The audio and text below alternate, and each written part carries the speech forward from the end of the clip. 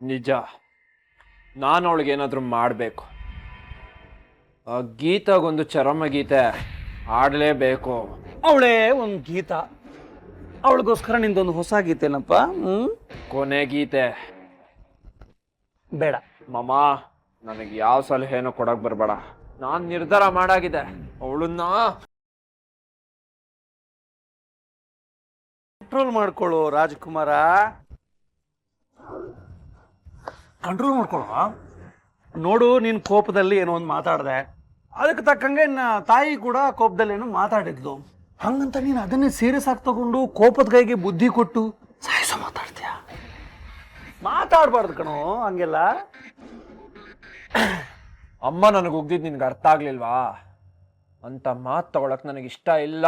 ಹಂಗಂತ ನೀನು ಆ ಗೀತನ ಮುಗಿಸಿ ನೇರವಾಗಿ ಹೋಗಿ ಪರಪ್ಪನ ಅಗ್ರಹಾರ ಸೇರ್ಕೊಂಡ್ರೆ ನಮಗೆಲ್ಲ ಅದು ಭಾರಿ ಇಷ್ಟ ಆಗುತ್ತೆ ಅಂತ ಅನ್ಕೊಂಡಿದ್ದೇನಪ್ಪ.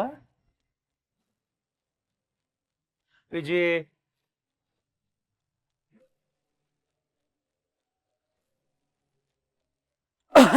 ಒಂದು ಮಾತು ಹೇಳಲಾ ವಿಜಿ? ನೋಡು, ಸೇಡು ಅನ್ನೋದು ಯಾವತ್ತೂ ಸಾವಿನ ಸಮಾನಾರ್ಥಕ ಪದ ಆಗಲ್ಲ, ಆಗ್ಲೂಬಾರ್ದು. ನರಕದಲ್ಲೂ ಕೂಡ ಶಿಕ್ಷೆನ ಇನ್ಸ್ಟಾಲ್ಮೆಂಟ್ ಅಲ್ಲಿ ಕೊಡ್ತಾರೆ. ಸೇಮ್ ನೀನ್ ಕೊಡೋ ಶಿಕ್ಷೆ ಕೂಡ ಹಂತ ಹಂತವಾಗಿ ಅವಳನ್ನು ಹೋಗಿ ತಲುಪಬೇಕು. ಅವಳದ್ರಲ್ಲಿ ಬಿದ್ದು ವಿಲ ವಿಲ ಒದ್ದಾಡಿ ನರಕ ಅನುಭವಿಸಕ್ಕಾಗದೆ ಈ ಮನೆಯಿಂದ ಗೆಟ್ ಔಟ್ ಆಗಬೇಕು. ಅದು ಆ ಕೆಲಸ ಈಗ ಅವಳು ಮಾಡ್ತಿದ್ದಾಳು ಮಾಮ.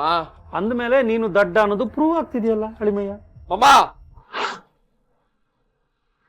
ಸಿಟ್ಟಾಗ್ಬೇಡ, ಸಮಾಧಾನ ಕೇಳಿಸ್ಕೊಳ್ಳೋ. ನಿಂಗೆ ಸಮಾಧಾನ ಅನ್ನೋ ಶಬ್ದದ ಅರ್ಥನೇ ಗೊತ್ತಿಲ್ವಲ್ಲೋ, ಹೇಳೋದನ್ನ ಕೇಳಿಸ್ಕೋ. ಏನ್ ಕೇಳಿಸ್ಕೊಳೋದು?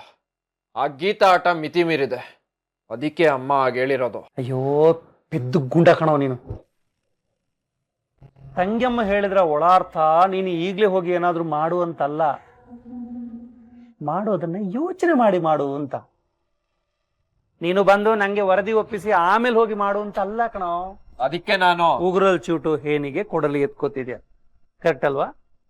ಆ ಹೇನು ನಿನ್ನ ಉಗುರಲ್ಲೇ ಇರುತ್ತೆ, ಆದ್ರೆ ನೀನು ಬೀಸೋ ಕೊಡಲಿ ನಿನ್ನ ಬೆರಳನ್ನ ಕಚಕ್ ಮಾಡುತ್ತೆ. ಏನೇ ಮಾಡೋದಕ್ಕೂ ಇದು ಸರಿಯಾದ ಸಮಯ ಅಲ್ಲ, ಸ್ವಲ್ಪ ಕಾಯೋಣ ಅಂತ ನೆನ್ನೆ ಅದೇ ತಂಗಿಯಮ್ಮ ಯಾಕೆ ಹೇಳ್ಬೇಕಿತ್ತು? ತಾಗ್ತಿಲ್ಲ. ಹಾಗಾದ್ರೆ ಈಗ ಏನ್ ಮಾಡ್ಬೇಕು ಮಾಮ? ಏನು ಮಾಡಬೇಡ, ಸ್ವಲ್ಪ ದಿನ ನಿನ್ನ ಅಮ್ಮ ಇದ್ದಾಳಲ್ಲ, ಏನಾದ್ರೂ ಮಾಡೇ ಮಾಡ್ತಾಳೆ. ಕೂಲ್ ಕೂಲ್ ಅಳಿಮಯ್ಯ, ಕೂಲ್.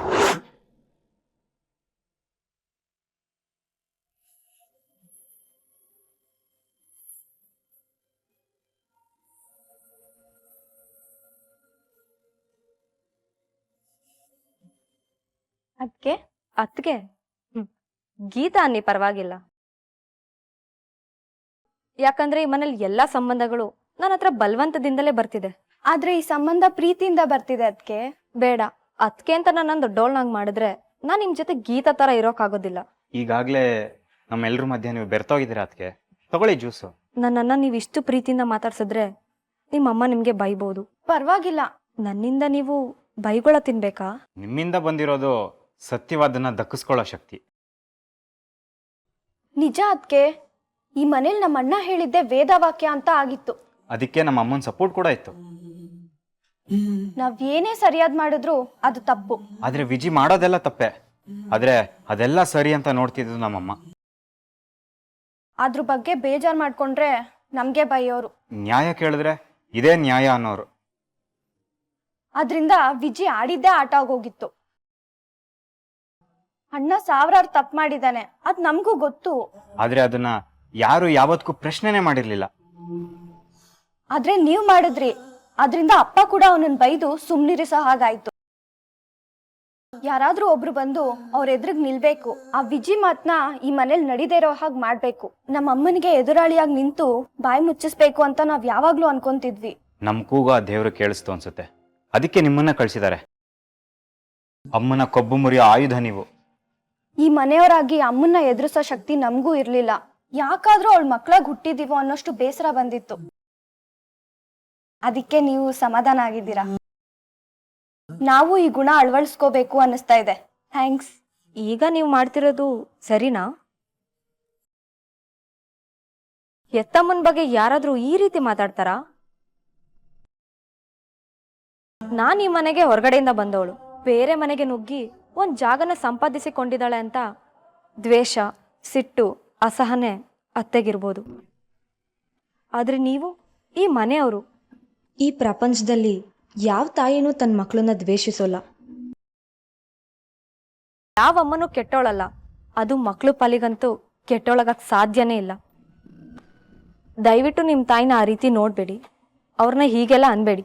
ಆದ್ರೂ ಅಮ್ಮ ನಿಮ್ಮಷ್ಟು ಒಳ್ಳೆಯವರಲ್ಲ. ಒಳ್ಳೆತನ ನೋಡೋ ದೃಷ್ಟಿಕೋನದಲ್ಲಿರುತ್ತೆ. ಎತ್ತು ನಿಮ್ನ ಇಷ್ಟು ವರ್ಷ ಬೆಳೆಸಿದ್ದಾರೆ ಅಂದಮೇಲೆ ಅವ್ರ ನೆರಳು ನಿಮ್ಮೇಲೆ ಇದೆ ಅಂತ ಅರ್ಥ. ದೇವರು ಎಲ್ಲ ಕಡೆ ಇರೋಕ್ಕಾಗಲ್ಲ ಅಂತ ಅಮ್ಮನನ್ನು ಜಗತ್ಗೆ ಕೊಟ್ಟ ಅಂತ ಒಂದು ಮಾತಿದೆ. ನಾನು ಆ ಮಾತನ್ನ ನಂಬ್ತೀನಿ, ನೀವು ನಂಬಿ.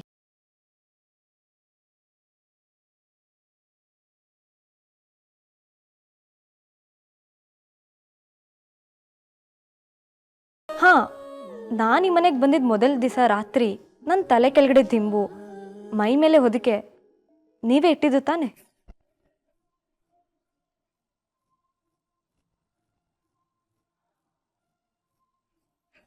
ಹಾ, ಥ್ಯಾಂಕ್ಸ್. ಇಂಥ ಮನಸ್ಥಿತಿ ನಿಮಗಿದೆ ಅಂದಮೇಲೆ ಇಂಥ ಮನಸ್ಸನ್ನು ಕೊಟ್ಟಿರೋರು ನಿಮ್ಮಮ್ಮ. ಅವರಲ್ಲೂ ಆ ಮನಸ್ಸಿರುತ್ತೆ.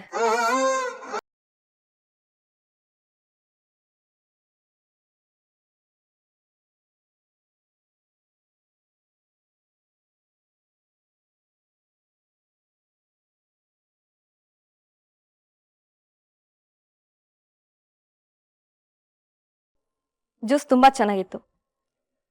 ನನ್ನ ಇನ್ಮೇಲಿಂದ ಗೀತಾ ಅಂತ ಕರೆಯೋದು ಅಭ್ಯಾಸ ಮಾಡ್ಕೊಳ್ಳಿ. ಥ್ಯಾಂಕ್ಸ್.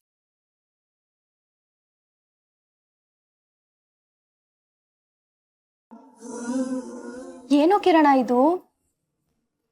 ಅಮ್ಮನ ವಿರುದ್ಧ ನಿಂತಿರೋ ಗೀತಾ ಅಮ್ಮನ ಬಗ್ಗೆನೇ ಇಷ್ಟು ಪ್ರೀತಿಯಿಂದ ಮಾತಾಡೋಕೆ ಹೇಗ್ ಸಾಧ್ಯ?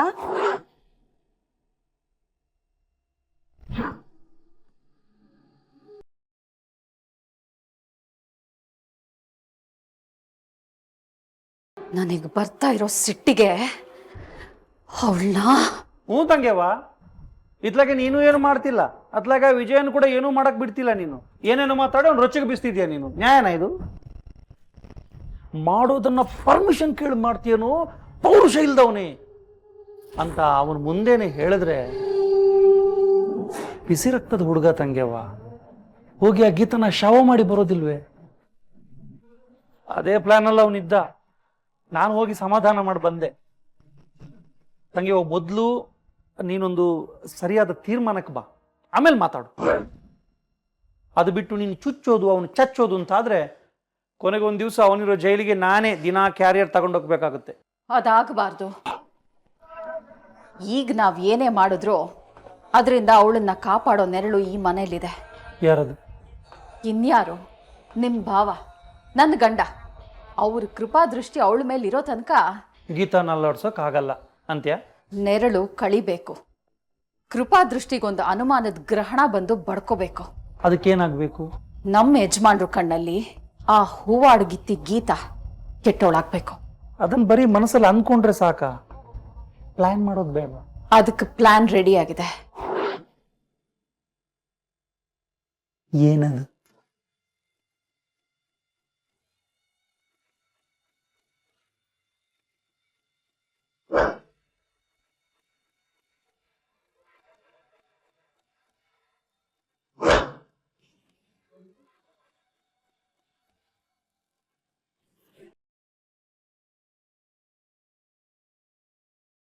ಇದೇನಾದ್ರೂ ಕರೆಕ್ಟಾಗಿ ವರ್ಕೌಟ್ ಆಯ್ತು ಅಂತಂದ್ರೆ ಸೆಲೆಬ್ರೇಷನ್. ನಾವು ಕಂಠ ಪೂರ್ತಿ ಜ್ಯೂಸ್ ಕುಡಿತೀವಿ.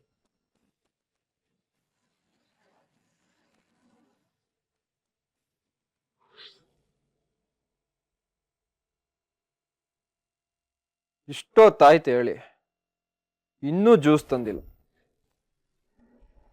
ಇದೆ ಅವಳಿಗೆ.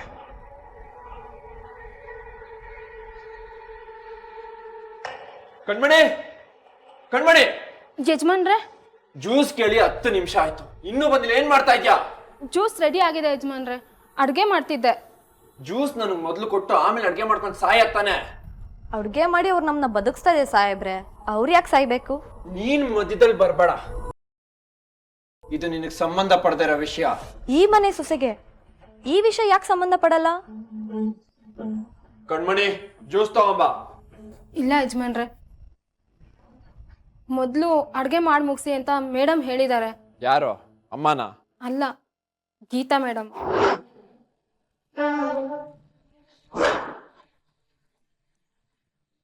ಏಯ್, ನೀನ್ ಯಾವಳ ಅದ್ನ ಹೇಳಕ್ಕೆ? ನಿನ್ ಹೆಂಡ್ತಿ. ನೋಡು ಗೀತಾ, ನೀನು ಓವರ್ ಮಾಡ್ತಾ ಇದ್ಯಾ. ನಿನ್ ಸೋಮರಿತನಕ್ಕೆ ಕೆಲ್ಸ ಕೊಡ್ತಾ ಇದ್ದೀನಿ. ಪಾಪ ಕಣ್ಮಣಿಗೆ ಕೈ ತುಂಬಾ ಕೆಲ್ಸ ಇದೆ, ಟೈಮ್ ಸರಿಯಾಗಿ ಅಡ್ಗೆ ಮಾಡ್ಬೇಕು. ಇಲ್ಲ ಅಂದ್ರೆ ನಿಮ್ಮಮ್ಮ ಬೈತಾರೆ. ಪಾಪ ಅದ್ರ ಮಧ್ಯೆ ಜ್ಯೂಸ್ ಕೂಡ ಮಾಡಿದ್ದಾರೆ. ಮಾಡಿರೋದನ್ನ ತಗೊಂಡೋಗಕ್ಕೆ ನಿನಗ್ ಮೈ ಬಾರನಾ? ಹೇಳಿದ ಕೆಲ್ಸ ಮಾಡ್ಬೇಕು. ಅವಳಿ ಮನೆ ಕೆಡಿಸ್ದವಳು. ಇರ್ಬೋದು ಯಜಮಾನ್ರೆ, ಆದ್ರೆ ಅವರು ಮನುಷ್ಯರು ಅನ್ನೋದನ್ನ ನಾವು ಮರಿಬಾರ್ದು. ಹಾಗಾದ್ರೆ ಇನ್ಮೇಲೆ ಈ ಮನೇಲಿ ಅವ್ರವ್ರ ಕೆಲ್ಸ ಅವ್ರವ್ರೇ ಮಾಡ್ಕೊಬೇಕಾ? ಎಲ್ರಿಗೂ ಹೇಳೋ ಹಕ್ಕು ನನಗಿಲ್ಲ, ಆದ್ರೆ ನನ್ ಗಂಡನಿಗೆ ಹೇಳ್ಬೋದಲ್ವಾ? ಕೇಳೋನ್ ಯಾವನು? ಕೇಳ್ದೆ ಇದ್ರೆ ನಿನ್ ಕೆಲ್ಸ ಇನ್ಯಾರ್ ಮಾಡ್ತಾರೆ? ನೀನ್ ಮಾಡ್ಬೋದಲ್ಲ. ಖಂಡಿತ ಮಾಡ್ತೀನಿ. ಕಣ್ಮಣಿ, ಆ ಜ್ಯೂಸ್ ಕೊಡಿ.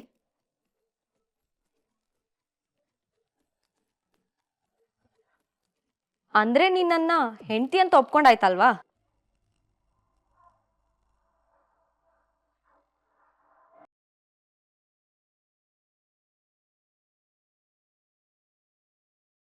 ನೆವರ್.